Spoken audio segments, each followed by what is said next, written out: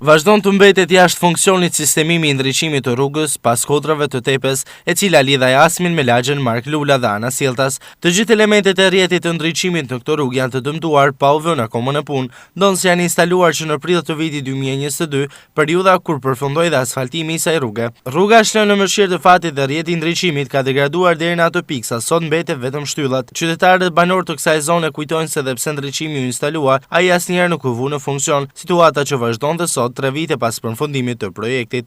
Unë nuk e di se janë në punë kurrë. Me i punu e ndeshte, kush të punën? Kemë thirrjet, ne i në ndritat keshjen apo të, i ka lënë për gjysë. Se s'ko dërë, as s'ko lampa, s'ko sanë. Kella që në shtëni, po, në lampa të shanë. Unë nuk e di, unë s'kam pa dërit në herë këtë.